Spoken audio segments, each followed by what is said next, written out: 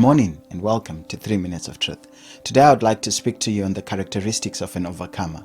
An overcomer can be defined as a person who prevails or proves to be more powerful than whatever they are going through.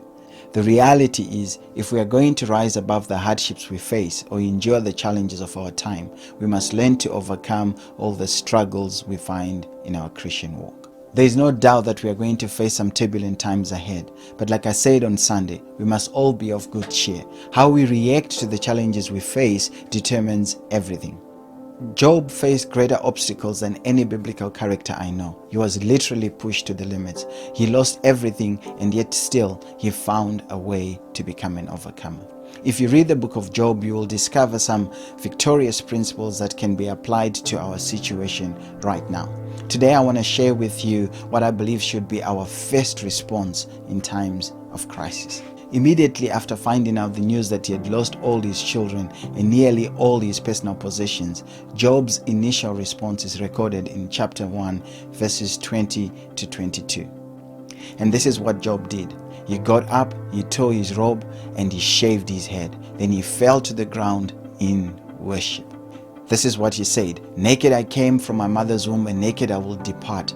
The Lord gave, and the Lord has taken away. May the name of the Lord be praised." In all this, Job did not sin by charging God or blaming God for any wrongdoing.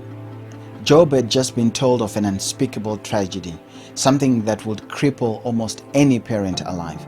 But even after receiving such horrendous news, Job chose to worship God first. Here is what I know about worship in times of crisis. It magnifies God above the crisis. It helps you to put the crisis in its rightful perspective. As human beings, when we receive terrible news, we are naturally overwhelmed by negative emotions such as sorrow, anger, frustration, or disappointment. And these negative emotions are usually so overwhelming that we fail to see the goodness of God in our situation. As a result, we are quick to blame God. But because Job chose to worship God first, the Bible says throughout this whole terrible ordeal, he did not blame God at all. This is why I believe that worship should be your first response in your crisis. Now let's face it, when you're feeling down and out, the last thing you want to do is to worship God. But if you want to be an overcomer, you must never allow your circumstances, no matter how difficult they are, to dictate your worship. My name is Justin, and this is 3 Minutes of Truth.